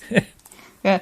So there are 3 more films, and I'll be very quick because I appreciate I probably went into too much detail on the last one. But these are all Vincent Price films, and Vincent Price is absolutely wonderful in all of these. And you've got 2 Dr. Phibes films, which is the Abominable Dr. Phibes from 1971 and Dr. Phibes Rises Again from 1972. And basically, in The Abominable Dr. Phibes, he's taking revenge on all the doctors that operated on his beloved wife. And she died while she was on the operating table. So he kills them off in various ingenious ways, like the sort of Egyptian plagues.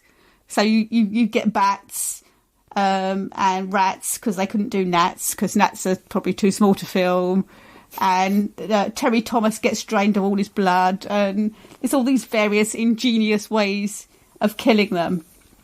And then in Dr. Phibes Rises Again, he decides he's going to take his wife to Egypt to bring her back to life by using, again, sort of, I suppose, the Egyptian Book of Life, like in The Mummy. But there's also another team out there led by another Robert Quarry, who Vince Price did not get on with at all, because he thought that American International were trying to replace him with Robert Quarry. And they have this sort of again, he takes his revenge. Or he doesn't take his revenge because they've not done anything, but he takes action against all these archaeologists, and they get killed off in ingenious ways, including Louis Fiander, who gets sort of squashed in a sort of screw thing, like a mechanical screw thing. So it's all these extraordinary things. And the film ends with Peter Cushing and... not Peter Cushing. Peter Cushing is in it. He plays a sea captain. With Vincent Price and his dead wife floating off with him singing Over the Rainbow, which is slightly strange. Vincent Price does appear with in the Muppet Show, doesn't he? He does appear with the Muppets, yes. Isn't Kermit a vampire at some point? Probably, yes. Yeah. And the last one I'm going to talk about is Theatre of Blood, which is one of my absolute favourite films. And Vincent Price is an actor, Edward Lionheart, and he doesn't get an award one year, so he jumps off the balcony of the main critic's house or flat, and they think he's dead. But he comes back from the dead to take his revenge, and there are various ingenious ways he takes his revenge. Like he kills one of the critics by it's all Shakespearean deaths. So he kills one of them by holding him in a barrel. We have to cut that bit out. In a barrel of red wine, and drowns him like George, Duke of Clarence in Richard III. And somebody else gets the head. Arthur Lowe gets his head chopped off. Somebody gets fed their dogs. That's Robert Morley. I know I should object to that, but they're so obviously fake dogs. It's quite funny. Jack Hawkins murders his wife, who's played by Diana Dors, like in Othello. And Jack Hawkins, by this point, had lost his voice box to cancer. So he's voiced by Charles Gray. So I don't know whether he got half a fee for doing that, because he's obviously not giving the full performance. But yeah, there are various different ways, and it's just a really fun film. And it's quite ridiculous, really, because there's Diana Riggs in it, and she plays his daughter, and there's this sort of male hippie-ish kind of character, and it's so obviously Diana Rigg dressed as a man that you're like, why can't anybody see this? But yeah, it's a great fun film, Theatre of Blood. So I've had great fun watching all these films, and I've got many more to watch. The Theatre of Blood almost feels like Phoebes or Fibes 3, except I'm glad it isn't. It is. Because I'm glad it is, because I think that would have been pushing that character too much to have had a third film. So apparently they were going to do Dr. Fives against the Nazis, which might have stretched it a little bit too far, but yeah. yeah. Well, a good selection of films. They are good fun, so. Yeah.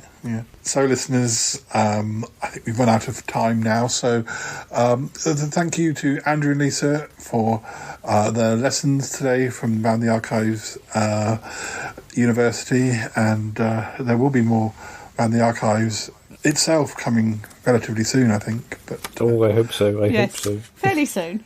Thank you. Thank you for having us. We'll say goodbye for now, and we guess we'll be back maybe with some more classes from the university in the future. But we always have plenty of trivia on the Chatterbox episodes too, so we'll be having more of those coming along soon as well. So thank you guys, and okay, thank you. We'll speak to you again soon. Bye. Goodbye for now. Bye-bye. Bye-bye.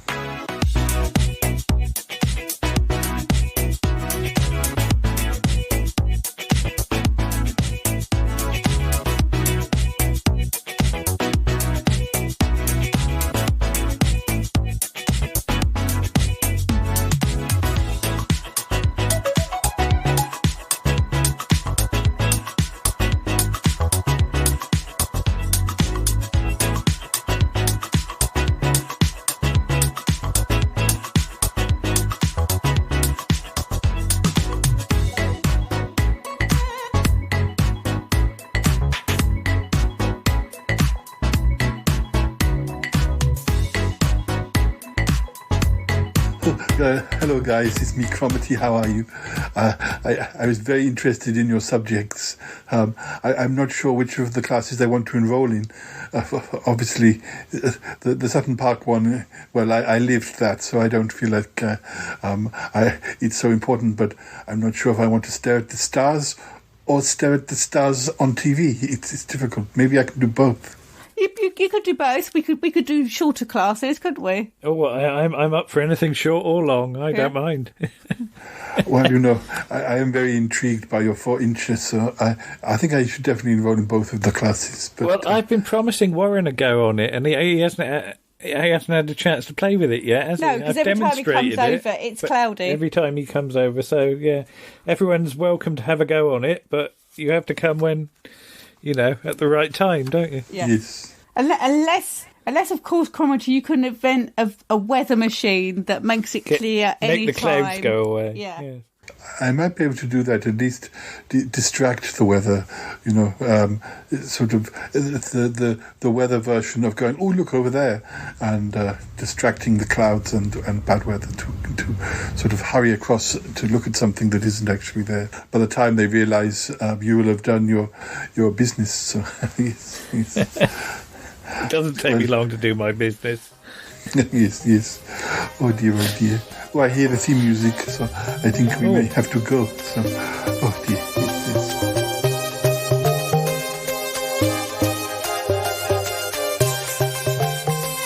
I gotta go now. Bye. Gotta go. Bye. Goodbye.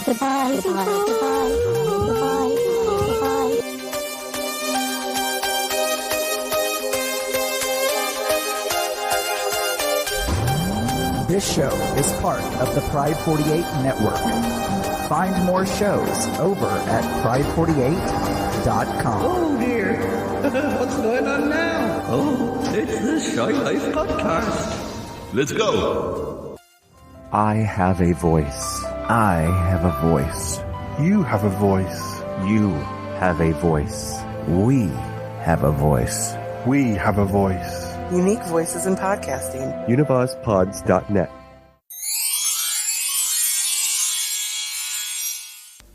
Well, guys, I'm very interested in your lessons, but the thing is, I feel like I know quite a lot about these subjects in my own right. I was actually more interested in perhaps joining the university as a tutor rather than a student. But it's difficult to know quite what classes are required by your students. I can talk about computers made of cheese. I can talk about ghosts and aliens, and I can talk about life in shame jail. It just depends what is required. Do you have any recommendations about how I could become a tutor? Well, I think people are crying out for somebody with your knowledge. Yeah, with your practical experience. Yeah, I think any self-respecting university, the three great ones, Oxford, Cambridge and Hull, would be absolutely knocking your door down, wouldn't they, to have you? But it's about the Archives University I want to be part of, not those second-rate universities.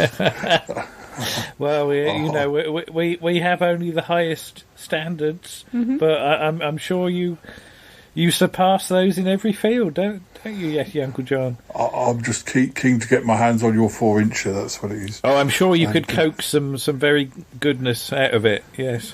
Yes, yeah. And also, at least when I can discuss our favourite films, our favourite horror films, that would be good. And, I've got some recommendations, and I'm sure you must have some as well. Obviously, I think there's an area you've not yet explored. It's the many horror films that Bettina Dupre was part of back in the 60s. No, I must watch those. Such as Fiend in Flared Jeans. I've recently seen that. It's very good. Yes, she plays twin sisters, an evil one, like a rich one and a poor one, but the poor one is quite evil. Well, actually, they're both quite evil in their own way, but it's very good. She's very good in it. Yes, yes, she was in many horror films. But I think the trouble was that perhaps some of them were in territories that maybe they were shown in Spain or Italy, but they didn't really. It's only now that they're sort of becoming more widely seen. I think some of them didn't even start off as horror films, did they? It's just the way things went when they were being filmed. Yeah. The Italians are known for jumping on the latest bandwagon, so it might have been westerns on Monday and Tuesday, but by Thursday it was sort of psychological thrillers. So quick, let's change. Oh no, now it's sharks. Right, let's get the sharks involved. It's difficult. They reacted very quickly, almost too quickly. Well, anyway, I'm glad you're interested in me being part of the teaching staff. Yes, I'm sure we could find a slot for you. Yeah, definitely. Oh, fantastic. It's fantastic. Oh, of course, I could teach photography as well, which is my latest big thing. So it works very well on audio, surprisingly. But yes, very good, very good. Yes, thank you, guys. Oh, I think that was a wonderful episode, don't you, Toppy? I sure do. Yeah. Oh, yeah.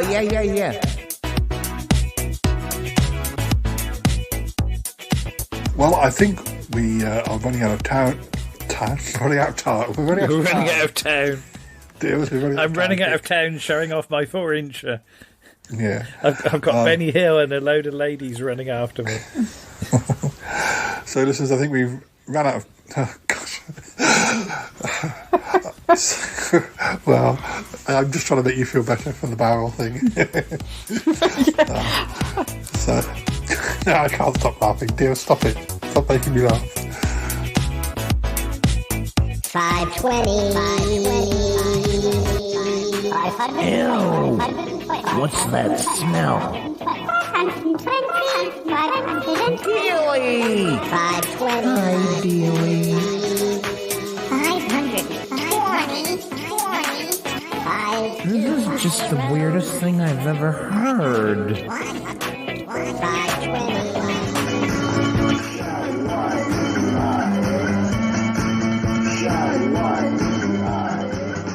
His buttons all popped off, didn't they? Aww. I have many books, as you can see. I might need to faff about changing books, but if I faff about, just cut it out in the edit. Make it seem like I know what I'm talking about. And can you speak Venusian now? God, it's early now. Did you see the whole of that clip? Did you see the this drawing was done for me by a lady by the name of Mrs. Geel, and I thought that picture of the alien's been hit by the bloody ugly stick, hasn't it? But then Patrick Moore's hair is all sticky uppy. Yeah. But I've got so much I might need to spill over into another episode, but that's fine, I'm sure, because I've got quite a bit actually. Yeah. We could have a little Shy at Night segment, we could, eh? Yes. Welcome to the Shy at Night. Good evening.